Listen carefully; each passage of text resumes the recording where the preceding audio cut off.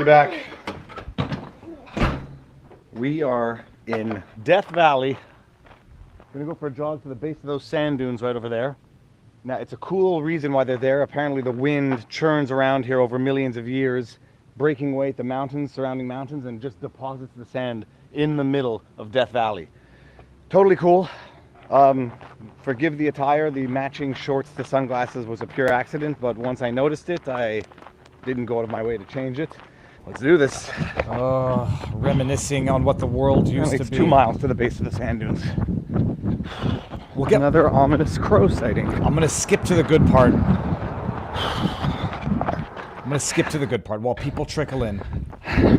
Well, I'm back at the dunes with everybody, and we're boogie boarding down the sand dunes. At some point on some of these dunes, you're allowed, don't worry, I asked. These dunes are free for all to slide down, run up. Well, let's get to the good and I've read what to do if you get stung by a rattlesnake. So we're all set.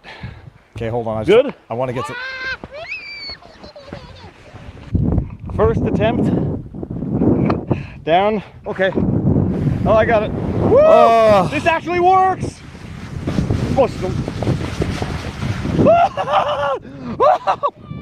You want to try? That is all for the intro, people. An intro unrelated to anything currently going on in the world, but reminiscent of, I don't know, was the world felt better back in, that was 2016. Here, I'll give everybody the link in case they want to see that here. That was Viva Fry and family explore Death Valley. Coolest place on earth, like officially. If I reminisce about the places I've traveled, I haven't really traveled extensively, but North America, Canada, and America, Death Valley is up there, like immediate reflexive memory. Grossmoor National Park in Newfoundland. Mount Robson in British Columbia. Fraser River, also British Columbia. And then there was one other one. Oh, yes, Saguaro National Park. And Grand Canyon, obviously. The most amazing places on earth. Good morning, everybody. Sorry, yesterday was an off day. And tomorrow might be an off day as well because I've been solo parenting all week. 3 kids, these 2 wonderful dogs who between the 2 of them, we have 1 functional dog. Winston, blind West Highland Terrier. Pudge, paralyzed puggle. So my days start early. And I have discovered that one of the roles of being a solo parent, if, only for the week, I'm a professional unpaid chauffeur. That's what I drive people places. Cook, clean up, and that's it. And then every now and again, try to squeeze in a 2-3 hour live stream during the day. So that is what has been going on with my week. In a week that has been discouraging. I mean, there is no way to describe what's going on in the world right now. I keep, going back to the cliche, it's always darkest before the dawn, and then the humorous cliche, it's always darkest right before it goes pitch black. And I don't know where we are, but I know what it feels like. A world of hell and a world of absolute evil and rubbish.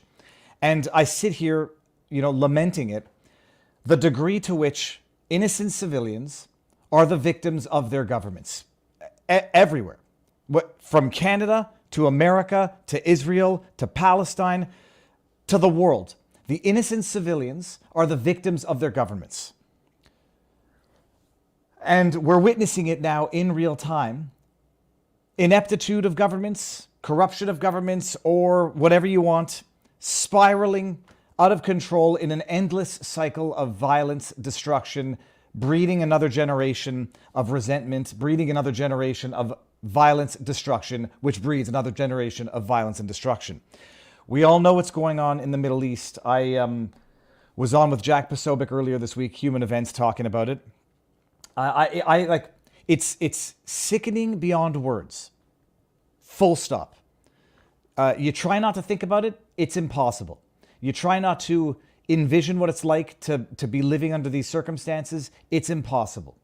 One of my, back on 9/11, and the day it happened, and I remember, everyone remembers where they were, but during the day, I remember where I was that night with my girlfriend at the time to become wife, and my best friend at a place called Hurley's Irish Pub on Crescent in Montreal.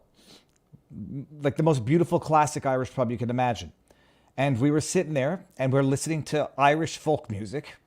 And like you could just, well, at least I remember having a beer and just closing my eyes and feeling what it must have felt like. The terror, the horror, and that moment, that ultimate moment.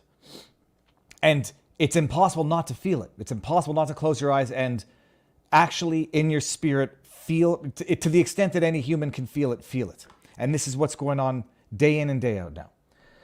And then you see the way the world reacts to these things. And it's the people with the least to lose, the people with the most protections, the people with the most securest government positions, the people who themselves will hardly, if ever, even potentially be on the front lines, talking tough with other people's children, talking tough with other people's citizens. It's easy to talk tough. And that's where we're at. Dark times, to say the least. And I don't want to spend every minute of the shows, talking about what can't be avoided. And then the flip side is, it almost feels, I don't know if trite is the word, disrespectful almost to try to talk about lighter subject matter. It almost feels maybe like it's disrespectful to try to even talk about anything else that's clearly not of the same political human cost importance. But then, it's not going to be whatever. Those are the dilemmas, people. But we are going to talk a bit about it because like all, the what is it? The classic principle of politics, never let a crisis go to waste. And they are not letting this crisis go to waste. Nobody's letting this human tragedy go to waste. And we're going to talk about it because some don't let it go to waste in the legitimate sense of, I like to think that people will accuse me of that which I'm faulting others for. I want to know how the hell this can happen. And I'm old enough now to have lived through multiple cycles of this where clearly the status quo responses don't work. And every time they say this time it'll be different. And then every time what ends up happening, breeding another generation of. I don't know what the solution is to such a complex human crisis problem. But I'm old enough to have lived through it at least twice before. And it's the same cycle every time. It's the same talk every time. And the government does what it does. Innocent civilians die. And eventually, once the trauma of the event lingers for those who are not directly affected, life goes back to normal to some extent. But my goodness, are they politicking it and politicking hard? And we'll get into that. Hypocrites, shameless hypocrites, and liars, period. All right, but just to tell you what we got going on in the show today. So we're going to end on YouTube as we do to go over to Rumble. We're live. I should have checked. We are live on Rumble. Good. We are live on Locals. And we're live. Now, there's a question here from Lord Gestacost at vivabarneslaw.locals.com. And I'll get to it afterwards, actually. I'll get to it in the Locals if there's a way to... How do I... Not delete. I want to flag that. I'll screen grab it and get to it later. So for those who don't know, we start on YouTube and Rumble. End on YouTube, go over exclusively to Rumble. And then at the end, when we're done with the show, we go on over to vivabarneslaw.locals.com for an after discussion with our Locals community, which, as everybody knows, is wildly above average. Today's show, I'm going to go through some of the hypocrisy. Brett Weinstein has had some of the very, very interesting perspectives of this entire last week. Thoughts that I'm not saying that I'm a coward. Thoughts that I've had that I have maybe I have shared them and I just don't think I have, but that I'm reluctant to share because when you ask certain questions, people start making certain assumptions as to intentions. We're going to get into that. Trump again being lied about by the most foul, lying, dishonest people on the internet who are consistent in their foulness and dishonesty. Defiant L's. We're going to take a couple of defiant L's. We're going to talk about the Trump DC case where Jack Smith is now asking that Trump be obliged to disclose his affirmative defenses in advance, because you don't want to catch the government off guard when they're persecuting, weaponizing the political system. Going to talk about that. And we'll see what we get through at noon. 5 times August, who many of you know, and if you don't know him, gosh darn it, you need to know who he is going to come on, talk about what's been going on. We're going to catch up, and he's going to play his latest song. And I've asked him if he can play the song that always makes me cry, God Help Us. And then Eva Chipiuk is going to come on. Eva Chipiuk is the attorney for the Freedom Convoy during the Canadian Commission on Justin Trudeau's invocation of the act, works with Keith Wilson. She's going to come on and give us the update about what's going on with Tamara Lich's and Chris Barber's criminal trial, and Brian Peckford and Maxime Bernier's travel ban file, which hits the federal court today. And I thought I had the link, but it seems that my link expired yesterday. So I was going to live stream it, but I'm not even sure that you're allowed live streaming it, and I don't want to get into trouble. And then I was going to do like the live stream listen to, but instead Eva will come on and talk to us about what's going on. But where do we start here? Oh, is everybody okay? Let me see if everyone's okay in the chat. His new song is good, got to admit. Oh yeah, I can highlight this. It says, it's amazing. The problem is once you have a favorite, like God Help Us, and the other one there. He's got them. They're all amazing. They're all amazing. You pick your favorite. Seriously, Rumble needs to get it together. Growing Pains, they're going to get there. And constructive criticism. Okay, now let's see here. Okay, we're good. Let's do it. Okay, so where do we start? I'm not starting with the lie debunked. I'm going to start with the lie lied. The lie mischaracterized. They are the worst people on... It's tough. Like I call them a piece of shit. Because I can't think... Oh, and we also have as an update, Josh Kruger, the activist who was killed in Philadelphia. Very interesting apparent twist in the case. We're going to get to that as well. Starting the show. Tristan Snell. There is no word other than a piece of shit. There is no other way to describe this man who consistently is among the worst people on the internet. At one point, I called him a piece of SH because he put out a tweet on September 11th, which read, I forget which way it went. September 11, 9/11 was a terrorist attack. January 6th was a terrorist attack. And I said that there is no other way to describe someone who says something like that other than calling them a dishonest piece of shit. Period. Well, he's done it again, by the way. He's done it again. Because yesterday, like it's an amazing thing. You read something and you say, okay, it's false. I don't yet know that it is, but just reading it, it has to be false. Or it has to be a deliberate, disingenuous twisting of whatever in some wildly deranged mind could be considered the truth. Tristan Snell, who many of you might recall from such prosecutions as Trump, Trump University. Imagine, look, this guy's claim to fame. Lawyer, fighter for democracy, advocate for innovators and creators, prosecuted at Trump University. I mean, it's one thing to have done that, and then it's another thing to have it be your claim to fame in your bio. If I am recognized for one thing on this earth, Tristan Snell says to himself while drafting his Twitter bio, I want to be known for having prosecuted Trump University. Oh, he's also a commentator at MSNBC, and I now know what NAFO means. It means North American Fella Organization, which has something to do with supporting Ukraine. They call themselves fellas. Kinzinger had it in his profile for the longest time. I had no idea what it meant, and now I understand what fella means when they do #fella, and NAFO is North American Fellow Organization, as far as I understand. So Tristan Snell puts out a tweet, and it says, Trump just praised Hezbollah as, quote, very smart, end quote, for attacking Israel. Now, I'm no idiot. I'm no conspiracy theorist. And it's not because Trump has Jewish members of his family, son-in-law, grandchildren, that I would say that this is a lie. It's not just because of that.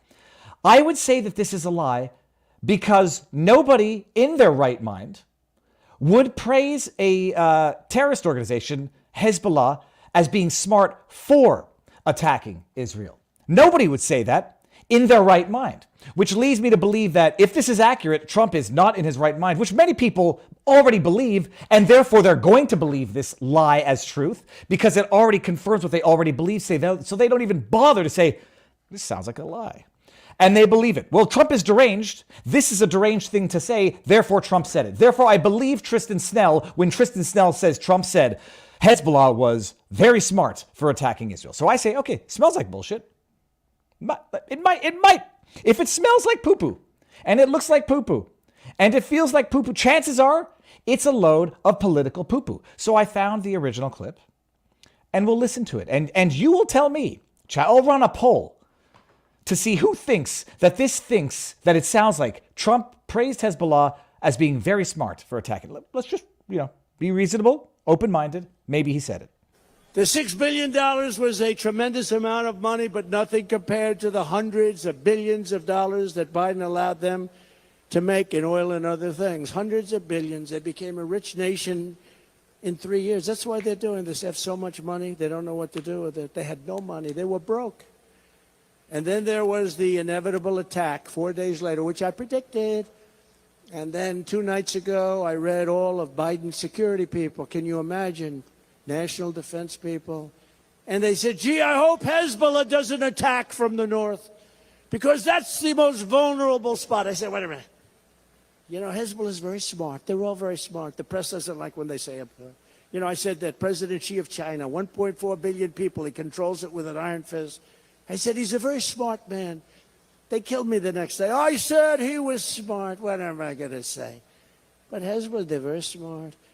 And they have a national defense minister or somebody saying, I hope Hezbollah doesn't attack us from the north. So the following morning they attacked. They might not have been doing it, but if you listen to this jerk, you would attack from the north because he said that's our weak spot. Whoever heard of officials saying on television that they hope the enemy doesn't attack in a certain area? Now, unless it's a con job. But you know what a con job is? You're waiting there ready. You want them if you want them, but they weren't ready. They weren't ready. Say what you want. Israel was not ready. This was a big surprise. This was a terrible thing that happened. They weren't ready. But if you wanted them to attack because you've got 1 million people there with guns and you're going to blast the hell, then you do exactly. But they didn't have that. They didn't have that. Biden's national security advisor, Jake Sullivan, bragged just days before the attack. No longer in the relevant part. Middle East seems to be quite quiet. We've all heard that now. Let's just go in the chat. Actually, let us go back to what Tristan Snell said Trump said. Trump just praised Hezbollah as, quote, very smart, end quote, for attacking Israel. Now, this is not to play, I'm going to leave that in the back and come back to it. This is not to play semantics, like, wordsmith of the devil lawyer. There is a difference between saying someone is smart and versus smart for. And the idea that one would criticize anybody for, in their view, accurately assessing strategic intelligence, even if it's used for evil, fault them for that, makes that person an idiot. I was going to tweet it out because it's a decent insight, although I doubt I'm the first person to have it. Nobody has ever defeated an adversary by underestimating their intelligence. No, you don't beat someone at chess by assuming they're dumb and that whatever they're doing because they're dumb. You don't win wars. You don't defeat adversaries or enemies by underestimating their intelligence. And the idea to think that maybe if people didn't think that these organizations were dumb, maybe if people operate on the basis that they were in fact intelligent, strategic, that something like what occurred on Saturday might not have happened.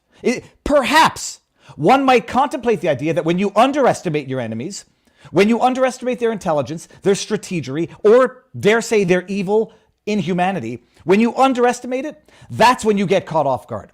Trump, you'd have to be an idiot to think and interpret what Trump just said as praising Hezbollah for having attacked Israel. What he's saying, apparently they were wrong on the attack in the north, and it either never happened or didn't happen on the scale that anyone was reporting, but that's what they were reporting at the time.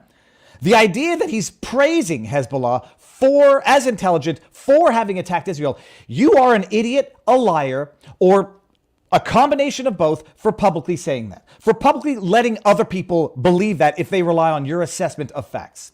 What he's saying, and it's quite clear to anybody with half a brain, is that just because someone is evil, just because someone's a communist dictator, doesn't mean they're dumb. And in fact, if they are smart, it might make them all the more effective at doing what they're doing. Intelligence without a moral compass is not an asset, it is a liability. But to underestimate, just to assume someone's dumb because they're an enemy, that I would dare say might make you ill-prepared and ignorant. So Tristan Snell comes out with that. Actually, I want to add it back for a particular reason.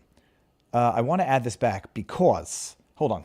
The $6 billion was a tremendous amount of money, but nothing compared to the hundreds of billions of dollars that Biden allowed them to make in oil and other things. Hundreds of billions. They became a rich nation in 3 years. That's why they're doing this. They have so much money. They don't. Pausing it there. There was a talking point, or at least a political talking point, circulating. Biden had just recently unfrozen $6 billion in assets to Iran. Iran funds Hamas. And therefore, that $6 billion was responsible for the attack that occurred on Saturday.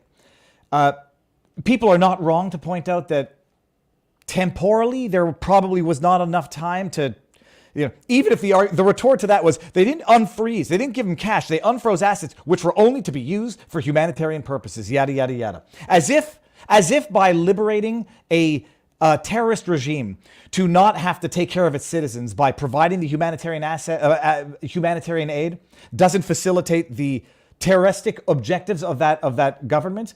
As if that's not the case. All right. Oh, I'm sorry, government. You have to pay for roads and food and take care of your citizens, but you're not doing that because you're pursuing terroristic objectives. So the international community will do that for you, but we're not going to say you're not using the money for terrorism, because we're telling you to use it for humanitarian aid, which thus liberates other finances and other attention efforts for terrorists. You have to think like a child to think along such simplistic levels. Like a parent says to the kid, don't spend your allowance on drugs or alcohol. And then they spend it on drugs and alcohol, where they say, well, that wasn't your money that I spent on drugs and alcohol. That was my money. I worked. I mowed some lawns. I got $20. So I didn't spend your $20 on drugs and alcohol. I spent my 20. Well, you know what a parent would say? You're not getting my $20 anymore. That's how it works. But some of these political pundits apparently think like children. Like the kid saying, that $20 that you just unfroze for humanitarian assets. Well, I'm spending on it. Now I get to spend the $20 I already had in my pocket on something else. So that being said, even as relates to the $6 billion that was recently unfrozen, that doesn't respond to the $1.7 billion that was transferred in the dead of night on pallets full of liquid cash by Obama in 2016 to Iran. But, set that aside. That was their money. I don't know what to do with it. They had no money. They were broke. And then there was the inevitable attack 4 days later, which I predicted. And I don't know how he 2 predicted nights it. ago, I read all of Biden's security people. Can you imagine? National defense people. And they said, gee, I hope Hezbollah doesn't attack from the north, because that's the most vulnerable spot. I said, wait a minute. I'll stop it there. We are seeing a lot of this. People going public and broadcasting to the world weaknesses, deficiencies, and areas of lacking security. We've seen it. It's an outrageous. It's not like I was talking to someone. It's not like any adversary is waiting on a tweet from CNN or a 60 Minutes report to assess the security weaknesses of their adversary. But there is something odd about coming out and publicly saying something like, I hope they don't attack from the north, or just to pull up that 60 Minutes report from 3 weeks ago, shortly before this horrific attack. 60 Minutes. The fight over the court has brought the country to a cold civil war. This is talking about the internal, call it corruption scandal, that the Netanyahu government has been facing for the last little while. They want to overhaul the court to, from what I understand, remove some of the power of the court so that the government can function without the supervision or oversight of the court, with their alliance with some unsavory characters in government. And this is 60 Minutes 3 weeks before the attack, saying, well, geez, this is causing some upheaval in Israel, within the government. Something of a cold civil war, they say. Listen to this. In July, the first step of Levine's judicial overhaul passed, severely limiting the court's power to strike down government decisions.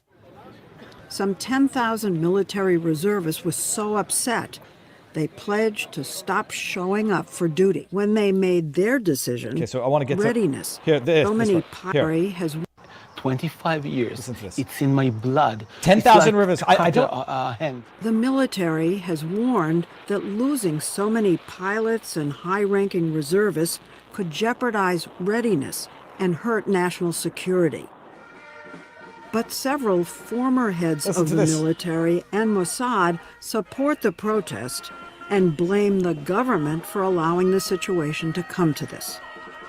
If you did find out that Listen to this. Israel was at risk because of so many reservists leaving, would you step back and withdraw your proposals? What's the price of democracy? What are you suggesting me to do? We'll tell the Israeli citizens, okay, don't go to vote. There's no need to hold. I played it the other day. This is 60 Minutes 3 weeks before. Now, I don't know if the reservists were in fact not available, if they had in fact not showed up to work. You have advanced warning and advanced announcement to the world coming on the 50th anniversary of the Yom Kippur War of 1973. What kind of governments announce to the world weaknesses resulting from political insecurity within a nation? What kind of governments announce to the world border insecurity or border issues in real time? It's crazy. It's so crazy that it makes so little sense that you begin asking yourself questions, and if you ask them publicly, people look at you with the stink eye of a tinfoil hat theory. And Bret Weinstein, absolutely everybody knows who Bret Weinstein is if you're watching, he said a couple of things that are very, very interesting, although thorny statements to make publicly. Bret Weinstein is a smart man in general, so I do tend to approach everything he says as though it's smart. Tristan Snell is a lying SOB, so I tend to approach everything he says as something coming from a lying SOB. And lo and behold, Tristan Snell's Trump praises Hezbollah for attack is garbage. And I'm approaching Bret Weinstein as having said something insightful and smart, and I think he has. This is Bret Weinstein's tweet. The divisions instantly created by the barbaric Hamas attack were a huge win for the deep state. That may just be the luck of the draw, but other possibilities exist as well. We must be able to discuss the full landscape without becoming villains in each other's eyes. And I said it from day one, it just doesn't make sense. And before you talk about reactions that might exacerbate the problem, you need to answer the most fundamental question as to how this could have possibly ever occurred in the first place. And maybe there's a perfectly non-negligent, non-conspiratorial answer. But we did the best we could, and this is the result of the best we could, will be a very, very unsatisfactory answer. And that is the most forgiving. What's the word I'm looking for? That is the most charitable, conceivable explanation. We did our best, and this is the result of our best. Well, I'm sorry, that won't cut it, and you all have to resign and get a government in there that can do better. That's at most charitable. At less charitable, we were aware of certain weaknesses, but we were too busy fighting our internal corruption to do what we are there to do. First and foremost, protect the citizens. And then you can only go downhill from other interpretations that you can impute there. Weinstein's asking the questions, and what is fascinating, he put out a tweet a few days ago, the conflict that has now been instantaneously overnight fomented among what were hitherto political, ideological allies. Allies, I hate that word because it almost sounds like party over correctness. People who were politically and ideologically aligned. The populist movement on the right has now been fractioned and shattered into 1,000 pieces where, if there were a DeSantis versus Trump primary battle, friction, well, holy crab apples, has that now taken on new levels. If there were, the Christian right and the Jewish right had finally united. And now, in light of the response coming from Israel, they're fractioned. The left, and I've got a couple of these tweets because they're just outrageous. They just show you when you don't understand who you're dealing with, you are always surprised when they bite your hand afterwards. The left, the Jewish Democrats on the left who aligned with the BLM for the Summer of Love, taking a knee, Black Lives Matter, now seeing BLM put out tweets of a paraglider, which is one of what the terrorists did to get into that festival, machine gun wielding paragliders landing at a festival and slaughtering 260 people. BLM, Chicago, BLM, I forget wherever it is, puts out a tweet with the paraglider in a silhouette, or just the profile, and I stand with Palestine. And incidentally, I will not fault anyone ever for standing with Palestine. But when the response to wanton slaughter is I stand with Palestine, that's not as simple of a statement as saying I stand with Palestine anymore. When the CUPE, this union out of Ontario, comes out and says Palestine uprising, something along those lines, like supporting the Palestine uprising, you're not just saying I support a Palestinian state and I support the Palestinian people. You're saying something much different when that is your response to a slaughter. And now some people are finally realizing that. So, but the outrageous thing is, you're seeing it how in real time. They're seeing it in real time. Is this it? This is from Charlie Kirk. Now, I probably should. I remember seeing these tweets in real time. And Charlie Kirk, if he does me wrong by making me retweet a tweet that never existed, I will correct and I will verify. But thus far, Charlie Kirk has been reliable. April, let's see, what is that, April? I can't tell if that's April or April or May 4th or April 5th or May 4th, whatever.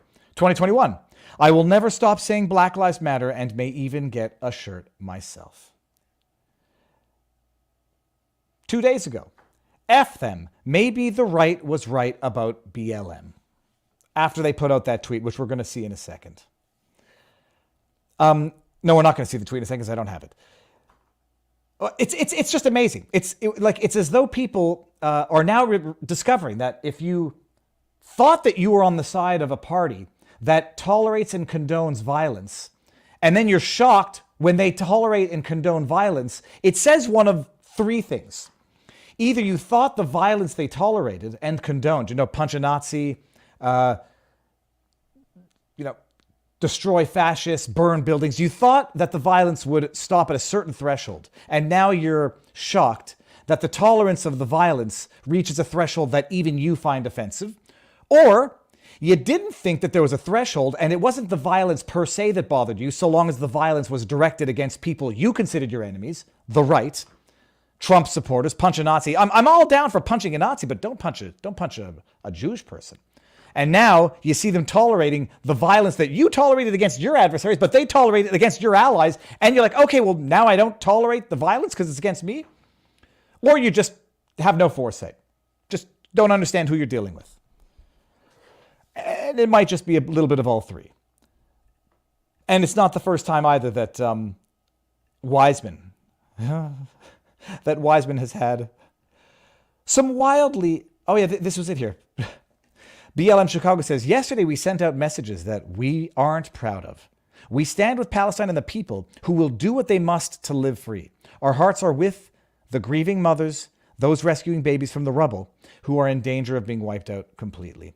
To which David Wiseman says, this isn't an effing apology.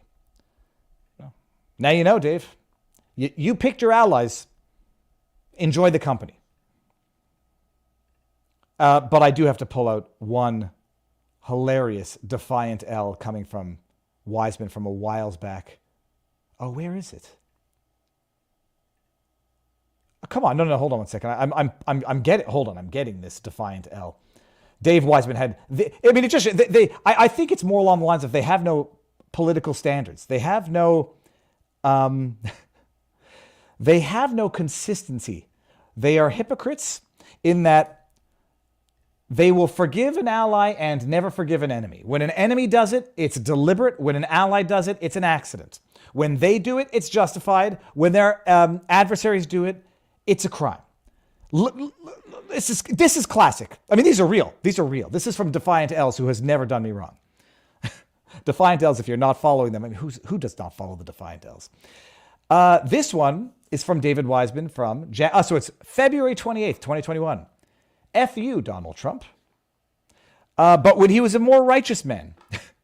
When was that? Oh, no, this is later.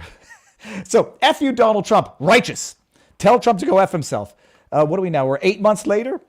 David Wiseman. Those who are saying F... He's such a self-righteous hypocrite. In this tweet, virtue signaling, he doesn't even say the F word. Fuck you, Donald Trump. in February. Those who are saying F Joe Biden are showing their hate and ignorance. Imagine hating a president who wants to improve your life. So what I might deduce from this, if the weasel wants to weasel out of his hypocrisy, he's going to say, well, you could say F you, president, to a president who wants to destroy your life. That you can do. So there I've made the distinction. You can't say F you to Biden because he wants to improve your life, but you can say F you to Trump because he doesn't. Or you're just a shameless hypocrite, Wiseman, with no standards, and now it's coming back to bite you in the ass. I think that's it for the intro portion of this show, that we are now going to go and leave. We're going to go leave YouTube and go over to Rumble. And for those who are watching now, this will be posted, not live, but it'll be posted in its entirety to the channel tomorrow, but YouTube will get the leftover stale seconds, not the live show in all its beauty, in all its interaction, so you can watch it, but it won't be live. And for those who are watching now, 5 Times August is coming on at noon, Eva Chipiak at noon 30, and the guy who told off Justin Trudeau, I'm trying to make it happen, but timing is difficult because not everybody is free during the day. So the guy who told off Trudeau said, I'm not shaking your hand. You're a piece of SHIT. He says what we're all thinking. All right. Get your butts on over to Rumble, vivabarneslaw.locals.com. I can give you that link also. For those who just want to come directly to the source, vivabarneslaw.locals.com, where everyone is above average. Okay, ending on YouTube. 3, 2,